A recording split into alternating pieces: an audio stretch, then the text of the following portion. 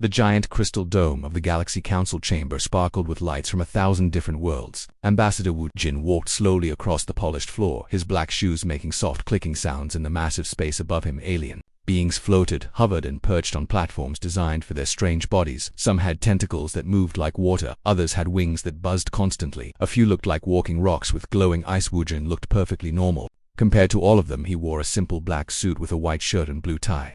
His hair was neat and short. His face showed no emotion as he approached the center of the chamber where a golden podium waited for him. The Vorthan Chancellor was the first to speak. Its 6 purple eyes blinked in sequence as it held up a glowing tablet, the size of a small table. The Chancellor had silver skin that rippled like liquid metal when it moved. Its voice came through a mechanical device that made it sound like wind blowing through caves. Representative of Earth, the Chancellor said in its strange echoing voice. We gather today for a historic moment. The mining rights agreement has been signed by every civilized species in the known galaxy. The Zephyrians who live in gas clouds signed it. The Krolliks who love war more than peace signed it. Even the mysterious shadow dancers who never agree to anything have put their mark on this treaty. Around the chamber, hundreds of alien voices began to whisper and chirp and buzz in agreement. The sound was like being inside a forest full of strange creatures. Wu Jin stood quietly in the center of it all, waiting. The tablet contains rules that will keep peace between all worlds, the Chancellor continued. Its eyes never left Wu Jin. No more wars over rare metals, no more fighting over crystal deposits. Every species gets a fair share of the galaxy's riches.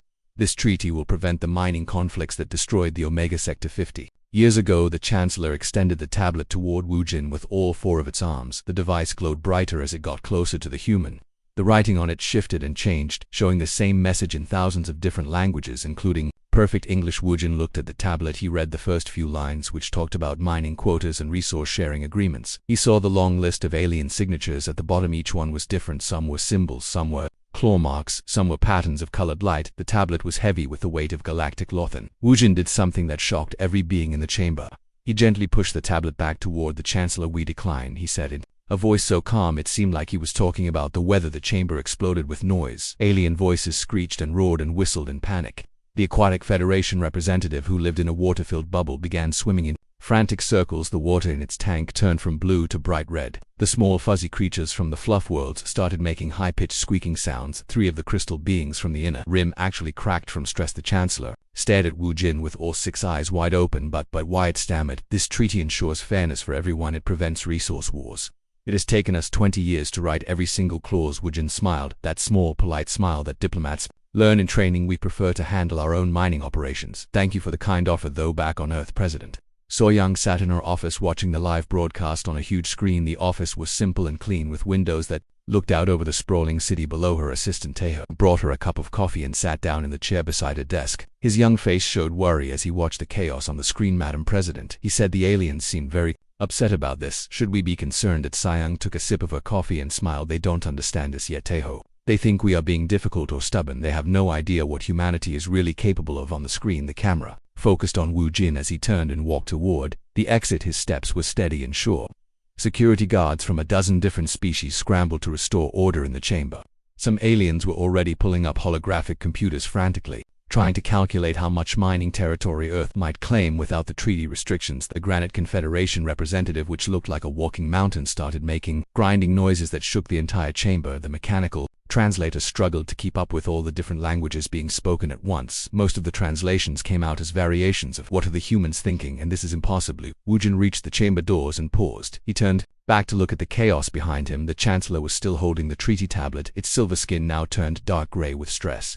Other aliens were pointing at holographic displays, showing Earth's location and calculating travel times for military fleets. The human ambassador raised his hand, and somehow, despite all the noise, every alien in the chamber fell silent. They all turned to look at him, waiting for an explanation. Is there anything else the Galaxy Council needs to discuss today? Wu Jin asked politely. The Chancellor made a choking sound that the translator interpreted as several words that were too rude to broadcast. We expected you to sign the treaty. How can any civilized species refuse to limit their resource extraction? Wu Jin nodded as if this was a perfectly reasonable question. Earth has always been good at finding what it needs, Chancellor.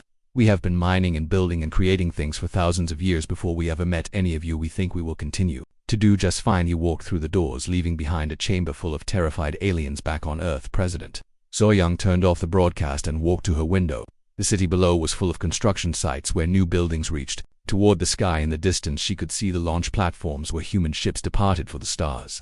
Every dataho joined her at the window. "What happens now, Madam President?" So Young watched a sleek human transport ship rise silently into the afternoon sky. "Now we show them what humans can really do when we are not limited by someone else's rules in the depths of space." Human mining ships were already moving toward asteroids that the Galaxy Council had marked as restricted areas. The ships were fast and quiet, designed with human engineering that alien scientists still struggled to understand. They cut through space like dolphins through water, finding the richest deposits and the most valuable materials. The aliens thought the treaty was about fairness and preventing conflicts. They did not realize that humans had already surveyed every asteroid field, every dead planet, every resource-rich moon in their corner of the galaxy. Earth had been preparing for this moment for decades. Captain Minho stood on the bridge of the mining vessel New Seoul as it approached a massive asteroid field. The rocks here contained rare elements that could power human cities for centuries. The Galaxy Council had classified this area as too dangerous for mining because of unstable gravity fields. "Too dangerous for them," he said to his crew. "All systems green." Beginning extraction operations, the human ships moved through the asteroid field like they were dancing. Each vessel knew exactly where the others were located. Their computers calculated trajectories that would have been impossible for alien ships to follow. Within hours, they were extracting more valuable materials than most alien civilizations could gather in months. Word of the mining operation spread quickly through alien communication networks. Species that had signed the treaty watched in horror as humans ignored every restriction and limitation. The carefully balanced resource-sharing system that had taken decades to create was falling apart in the Galaxy Council. Emergency broadcasts began streaming across the galaxy.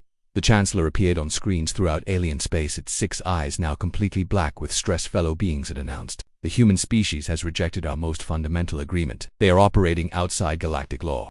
This threatens the stability of our entire civilization." But even as the Chancellor spoke, reports were coming in from across the galaxy. Human traders were offering rare materials at prices far below what alien mining operations could match. Human ships were reaching distant markets faster than anyone thought possible.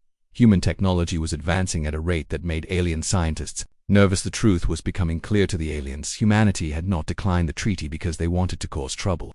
They had declined it because they did not need it. They had capabilities that made the entire agreement pointless. In her office, President So-young received the first intelligence reports about alien fleet movements. Several species were mobilizing their ships, preparing for what they assumed would be conflict over resources. She smiled and opened a communication channel. "To Admiral Dong-haen, let them come," she said quietly. "They are about to learn what happens when you try to limit a species that was born to be unlimited." 3 months had passed since the mining treaty disaster, and the Galaxy Council chamber looked different. Now heavy security barriers made of energy fields glowed between the different sections. Armed peacekeepers from the warrior species stood at every entrance, their weapons hummed with power that could destroy small ships. The aliens were taking no chances this time. Ambassador Wu Jin walked through the main doors exactly on time as always, but this time he was not alone. Beside him walked a woman named Hyrin, who wore the dark blue uniform of Earth's Strategic Defense Corps. She had short black hair and eyes that seemed to notice everything. Her hands stayed relaxed at her sides, but every alien in the chamber could sense she was dangerous. The chamber was more crowded than it had ever been. Word about humanity's strange behavior had spread across the galaxy. Every major species had sent representatives to witness what would happen next. Some had brought their military advisors. Others had brought their scientists. Few had brought their philosophers, hoping to understand the human mind. The ethereal collective had been chosen to present the second treaty. Their representative was a being of pure energy that floated above the central podium like a living star. Its voice was like music when it spoke, but today that music sounded nervous. Beings of the galaxy, the energy creature sang, "This is the peaceful navigation treaty. It has taken us 50 years to create. Every hyperspace route has been mapped, every asteroid field has been catalogued, every nebula has been given safe passage lanes. This agreement will prevent collisions, territorial disputes, and the chaos of unregulated space travel." The floating being gestured, and holographic displays filled the air around the chamber. 3-dimensional maps showed the entire galaxy with colored lines marking approved shipping routes. Green zones indicated safe areas, yellow zones required special permits, red zones were completely forbidden to civilian traffic. "Look at this beauty," the ethereal continued, its light pulsed with pride. "Every species has contributed to this masterpiece." The Aquatic Federation mapped the water worlds. The Krolix marked the battle zones. The Shadow Dancers revealed the hidden passages that only they knew. Peace through perfect organization. Wu Jin studied the holographic displays with interest. He walked around the chamber examining the maps from different angles. Hyrin followed him silently, her eyes constantly scanning the alien representatives. Many of them shifted nervously when she looked at them. The human ambassador spent almost an hour reading through the treaty document. The aliens waited in tense silence. Some of them whispered to each other in their strange languages.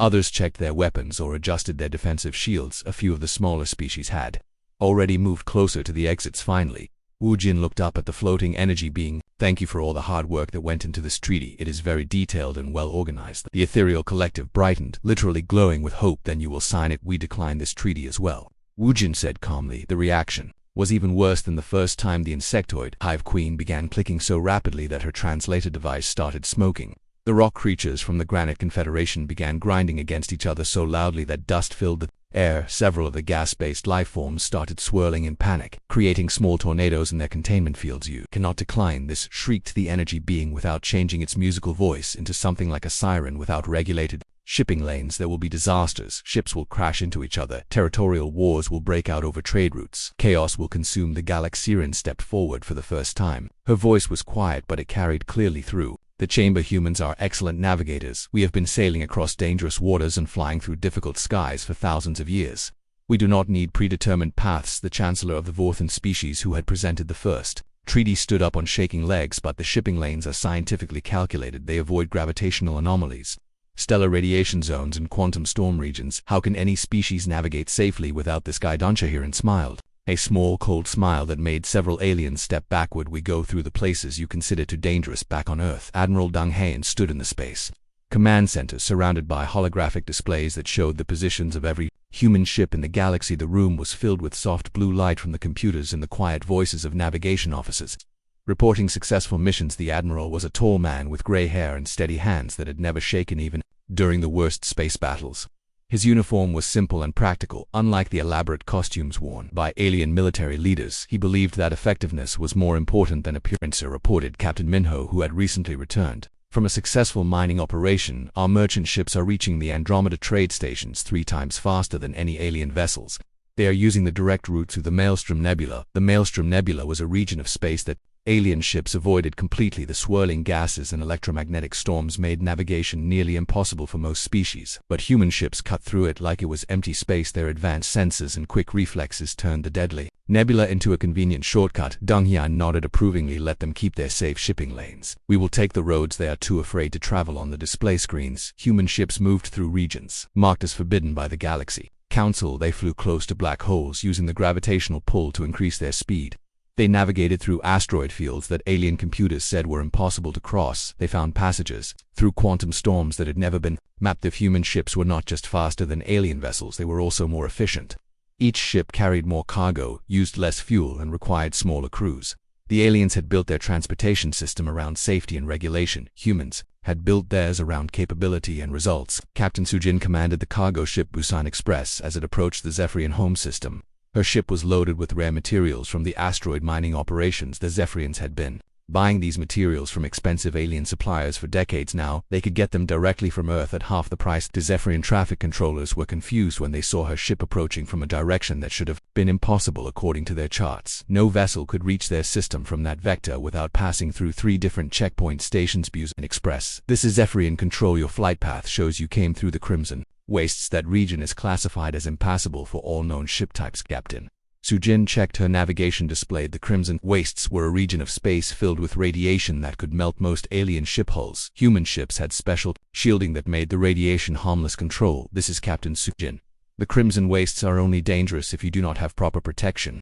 We have been using this route for 2 months. Now the Zephyrian controller was silent for a long moment. Then Busan Express, you have reduced your travel time by 6 days. How is this possible? Because we do not limit ourselves to your approved routes. Captain Sujin replied. News of humanity's navigation abilities spread quickly through alien communication networks. Species that had spent centuries using the approved shipping lanes watched in amazement as human ships appeared from impossible directions, completed journeys in record time, and carried cargo loads that should have required multiple trips. Carefully planned navigation system that had taken 50 years to create was becoming obsolete. Human traders were reaching markets first, offering better prices and providing faster service. The alien shipping companies that had dominated galactic trade for millennia were losing customers every day. In the Galaxy Council, emergency sessions began immediately.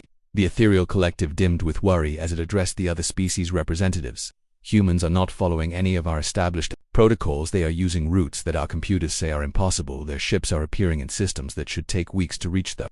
Hive Queen clicked nervously. What if they are using unknown technology? What if they have capabilities we have never encountered? The Chancellor of the Vorthan species looked even more worried than before. When humans declined the mining treaty, we thought they were being stubborn. When they declined the navigation treaty, we realized they do not need our systems at all. Fear began to spread through the alien civilizations. If humans did not need mining agreements or navigation treaties, what other galactic laws might they ignore? What other capabilities might they have that made alien regulations pointless? The answer to those questions would come sooner than anyone expected. 6 months had passed since the navigation treaty disaster, and the Galaxy Council chamber looked like a fortress now. Energy shields hummed between every section of seating. Armed guards from 12 different warrior species stood at attention. With weapons that could destroy city blocks, the council leaders had learned that humanity's treaty refusals were causing other species to question the entire galactic legal system. Ambassador Wu Jin entered the chamber with both Hirin and a new companion. The third human was a quiet man named Kung Su, who wore the plain gray uniform of Earth's Strategic Defense Corps. Unlike Hirin, who moved like a predator, Kung Su seemed completely ordinary. He had gentle eyes and soft hands, but something about him made the alien intelligence officers very nervous. The Supreme Military Commander of the Allied forces had been chosen to present the third treaty. It was a massive creature that looked like a walking tank covered in natural armor plating. 4 arms ending in weapon ports hung at its sides. Its voice was like grinding metal when it spoke through the translator systems. Specialists of the galaxy, the commander announced, "This is our most sacred agreement. The Military Limitation Accord has kept peace between civilizations for 300 years. Every species agrees to limit the size of their fleets, the power of their weapons, and the scope of their military activities." Holographic displays showed the military capabilities of every major species. Bar graphs and charts demonstrated how each civilization stayed within the agreed limits. The Krolloks, who loved warfare, had exactly 200 battlecruisers. The peaceful Zephyrians maintained 50 defensive ships. Even though we hated conflict, the mighty ethereal collective kept their energy weapons at precisely regulated power levels. Without these limitations, the commander continued, the galaxy would tear itself apart in endless wars. The strong would consume the weak. Chaos would replace order. Every civilized being understands the necessity of military restraint. The alien representatives nodded in agreement. Their own weapons and armor showed they took military matters seriously. Even the smallest species had brought bodyguards. The chamber felt like a powder keg ready to explode at the slightest provocation. Wu Jin looked at the treaty document for exactly 10 seconds. Then he placed it back on the podium without reading it. "We decline," he said in the same calm voice he always used. The Supreme Military Commander weapon ports began glowing automatically, which was a stress response among its species. "Your people have been observed building new types of vessels," our intelligence reports describe. "Ships with unknown energy signatures and impossible speed capabilities. What are humans?" Hiding Kung Su spoke for the first time. His voice was so quiet the chamber's audio systems had to amplify it for everyone to hear. "We are not hiding anything. We simply are not very interested in artificial limits." The implications hit the alien leaders like a physical blow. If humanity would not accept military limitations, it meant they were planning something that required unlimited military power. The carefully maintained balance of galactic forces was about to be destroyed. The Hive Queen began clicking in panic patterns that made her translator spark and smoke. The Granite Confederation started grinding so loudly that dust clouds filled their sections. Several of the smaller species activated personal defense shields and began moving toward the exits back on Earth. General Yun-Ji stood on the observation deck of Space Station Victory watching the construction of humanity's newest fleet. The ships being built did not match any known classifications. They were sleek and fast, with hull designs that seemed to bend light around them. Workers in spacesuits moved like dancers as they assembled weapon systems that alien scientists could not identify. The general was a woman who had never lost a battle.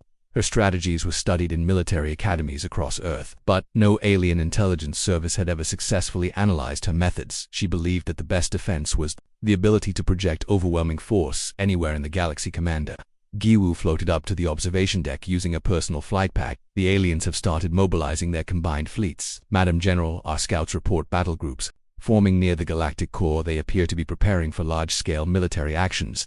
General Yunji smiled without humor.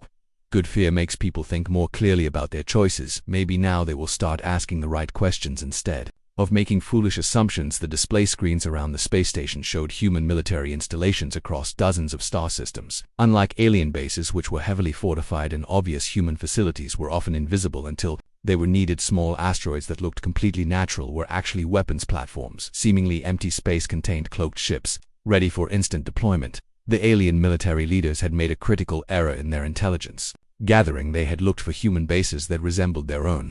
Massive obvious fortifications. What they had not realized was that human military doctrine was based on mobility, deception, and overwhelming technological superiority rather than static defenses. Admiral Dong Hien received reports from across human space. Every alien civilization was demanding information about Earth military capabilities. The Krolloks wanted to know how many ships humans had built. The Ethereal Collective was trying to measure human energy weapon output. The Granite Confederation was calculating the defensive strength of human worlds. All of their questions were based on the assumption that human military power worked like alien military power, they thought. In terms of big ships with obvious weapons stationed at obvious bases, they could not understand a military system based on small, fast units that could appear anywhere without warning. Captain Young Ho commanded the stealth frigate Soul Shadow. As it observed an alien fleet gathering near the Rigel system, his ship was completely invisible to alien sensors while it recorded detailed information about their military preparations. The aliens had assembled over 500 warships in a show of force that would have terrified most species, so reported his tactical officer. The alien fleet commander is broadcasting demands for information about our military strength. They want to know our ship numbers, weapon capabilities, and base locations. Captain Young Ho studied the alien formation with professional interest. Their ships were arranged in traditional battle patterns that had not changed in centuries. Each vessel was exactly where enemy targeting computers would expect it to be. Informed command that the alien military leaders are still thinking like it is the old days.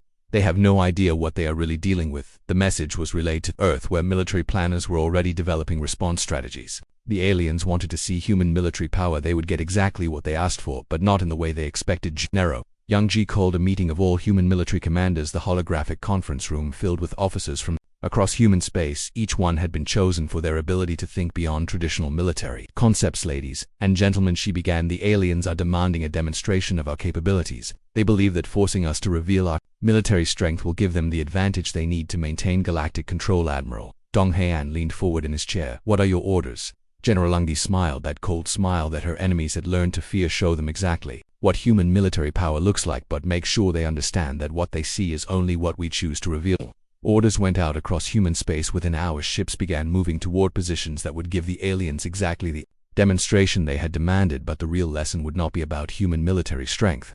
It would be about the difference between the alien concept of overwhelming force and the human concept of absolute technological superiority. The galaxy was about to learn that some species do not need treaties to limit their military power, because their military power is already beyond anything that conventional limitations could control. By the time the fourth treaty meeting arrived, the Galaxy Council was in complete crisis mode. Their previous 3 agreements were falling apart as smaller species began demanding new negotiations. If humanity could ignore galactic law, then why should anyone else follow the rules? The carefully constructed system of control that had lasted for centuries was crumbling. The council chamber was only half full this time. Many species had sent junior diplomats, clearly expecting another human refusal. Others had brought their best economists and trade specialists, hoping to understand what humanity was really planning.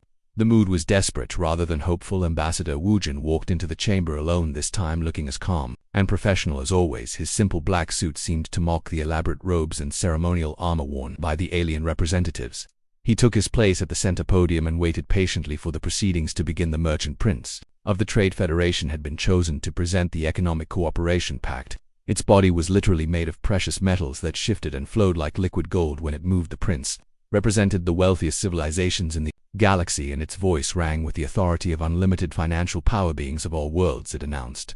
This agreement will ensure prosperity for every species in the galaxy through shared technology, regulated markets, and fair pricing systems. When all civilizations participate in the galactic economy, everyone benefits from the stability and growth. Holographic displays filled the chamber, showing trade routes, market prices, and economic projections. The numbers were staggering. Trillions of credits flowed between star systems every day. Raw materials moved from mining worlds to manufacturing centers. Finished products traveled to consumer markets across the galaxy. The economic web connected every inhabited world. The prince gestured to the displays with arms made of flowing silver. Look at this magnificent system. We have eliminated poverty on 1,000 worlds. We have created prosperity that spans the galaxy. We have achieved economic harmony between species that once fought wars over trade disputes. The treaty document was the most complex ever written. It contained regulations for everything from currency exchange rates to intellectual property rights. Every possible economic interaction between species was covered by detailed rules and procedures. The alien economists had spent decades creating what they considered the perfect system. Wu Jin surprised everyone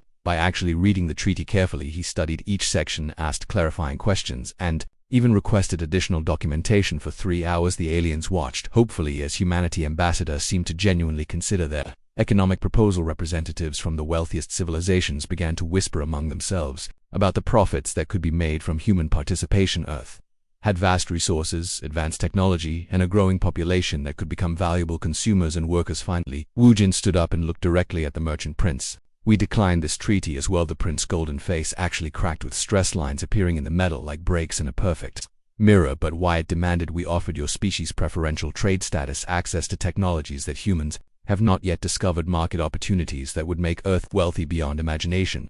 Wu Jin's response was the most frightening thing any human had ever said to the Galaxy Council.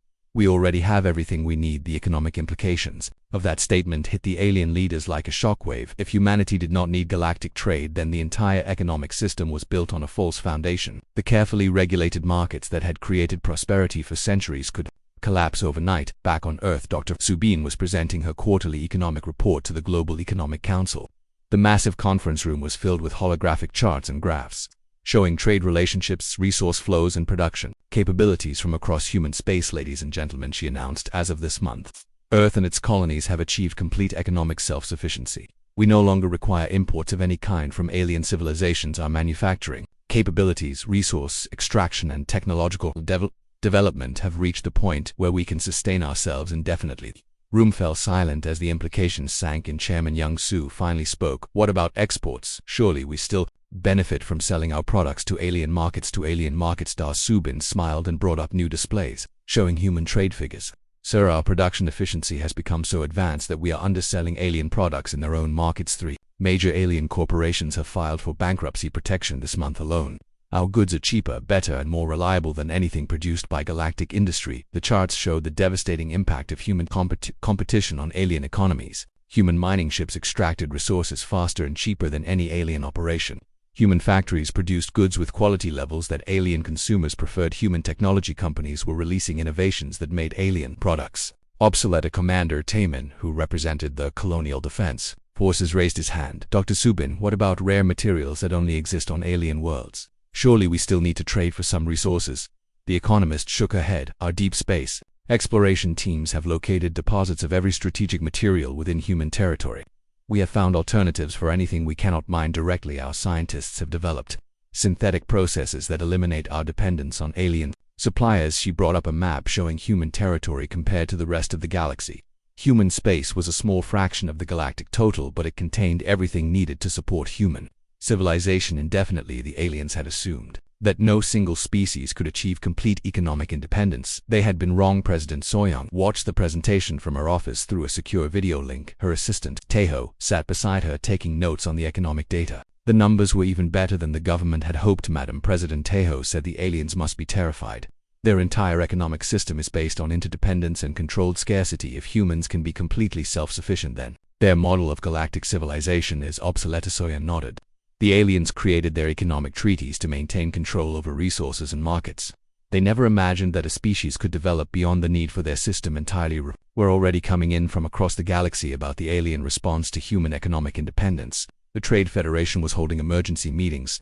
The merchant princes were demanding action from the Galaxy Council. Military forces were being positioned near human territory. Admiral Dong Hain received intelligence updates every hour about alien fleet movements and economic preparations. The aliens were preparing for what they assumed would be economic warfare followed by military conflict. They could not understand that humans had moved beyond the need for either. General Yongji studied the reports with professional interest. The aliens are mobilizing their combined economic and military power. She told her staff they believe they can force humanity back into dependence through sanctions and military pressure. Colonel Minju, who commanded the Strategic Planning Division, looked up from her analysis. General, the alien economy is more fragile than they realize. If we stopped buying their products entirely, their markets would collapse within months. The general smiled. That assumes we were ever truly dependent on their markets. Colonel, the truth is that human trade with alien civilizations has always been more about diplomacy than necessity. We bought their products to maintain peaceful relationships, not because we needed them. The real shock for the aliens was yet to come. Human economic independence was not the result of recent developments. It was something that had been planned and achieved over decades, while the aliens assumed they were dealing with a typical dependent species. Dr. Subin. Final chart showed the timeline of human economic development. The process had begun long before first contact with alien civilizations. Earth had been preparing for independence since the early days of space exploration. The aliens had made the same mistake as every previous treaty. They had assumed that human limitations were the same as alien limitations. They had assumed that human needs were the same as alien needs. They had assumed that human civilization would follow the same patterns as every other species in the galaxy. They were about to learn that assumptions about humanity were always dangerous and usually wrong. The final confrontation came when the Galaxy Council abandoned all pretense of diplomacy.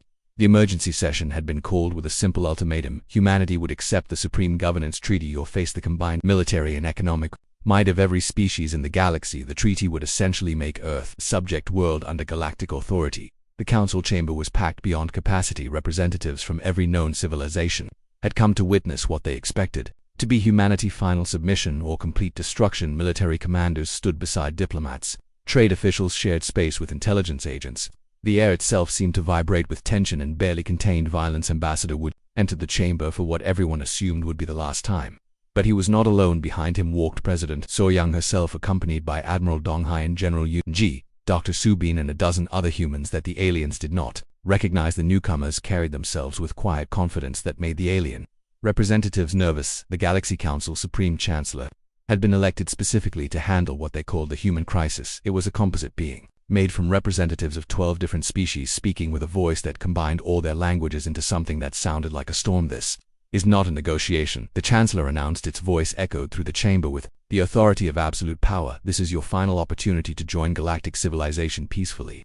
The Supreme Governance Treaty will place Earth under the protection and guidance of the Galaxy Council. You will accept our leadership in all matters of galactic importance. President So-Young stepped forward, and for the first time a human leader, other than their ambassador, addressed the Galaxy Council directly. Her voice was clear and calm, but every word carried the weight of absolute conviction. You are afraid of us, she said simply. You have been afraid since the first treaty we declined. You want to know why we keep refusing your agreements. It is not because we are rebellious or difficult, it is because we do not need them. She gestured to her companions. We extract our own resources more efficiently than your mining collectives. We navigate space better than your regulated shipping lanes allow.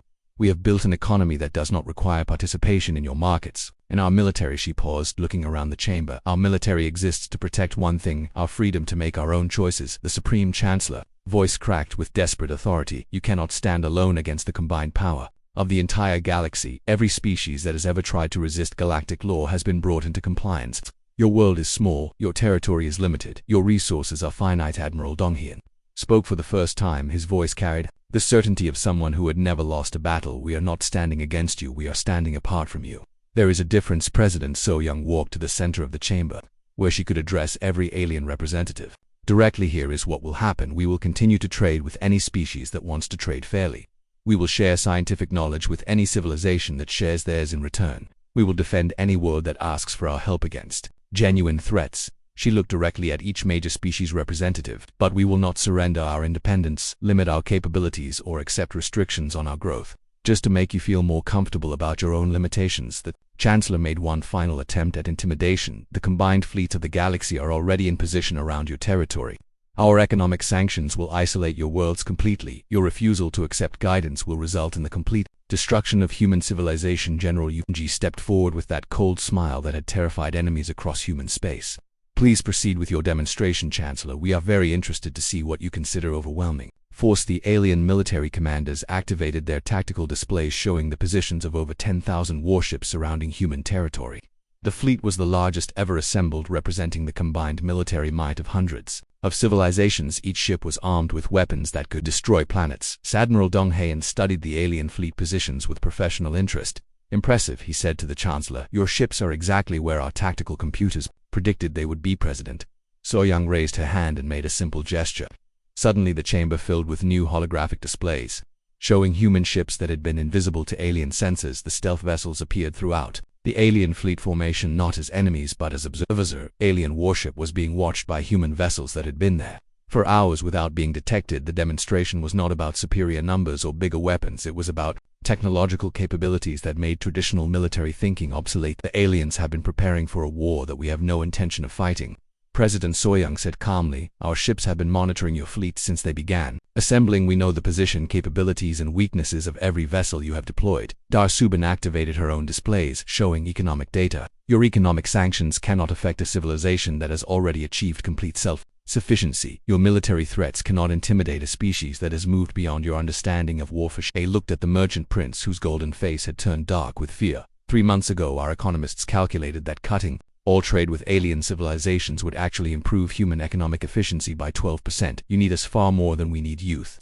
Truth was finally revealed to the Galaxy Council. Humanity had not been declining treaties because they wanted to break the rules of galactic civilization. They had been declining treaties because they had already moved beyond the need for those rules. General Yun-Ji addressed the alien military commanders directly. Your concept of warfare is based On massive fleets fighting battles over territory and resources, human military doctrine is based on technological superiority, information dominance, and the ability to project power anywhere in the galaxy without warning.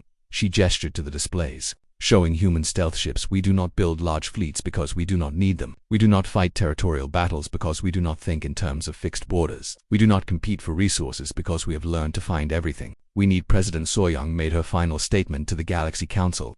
The age of controlled limitations and regulated dependencies is ending for humanity. We thank you for maintaining peace and stability in the galaxy for so long, but we will not be part of a system designed to prevent species from reaching their full potential. She looked around the chamber one last time. The Galaxy Council is welcome to continue governing the species that choose to be governed. Earth wishes you well in that endeavor, but Earth will govern itself, determine its own limits, and explore its own possibilities. As the humans walked toward the exit, the alien representatives sat in stunned silence. The carefully constructed system of galactic control had just been declared irrelevant by a species that had quietly grown beyond the need for external authority. The Supreme Chancellor made one final desperate plea. Where will this end if every species follows your example? Galactic civilization will collapse into chaos. President Soyoung paused at the chamber doors and turned back. Maybe, she said with a slight smile. Or maybe galactic civilization will finally grow up. The humans left the chamber for the final time, leaving behind a galaxy that would never be the same. The age of human expansion had begun, and the universe was about to discover what happened when a species refused to accept limitations on their pensionly. The months that followed, some alien civilizations would try to adapt to the new reality. Others would cling to the old system until it collapsed around them. But all of them would learn the same lesson that the Galaxy Council had just discovered. Humanity had never been asking for permission to be unlimited. They had simply been politely declining to be limited by someone else.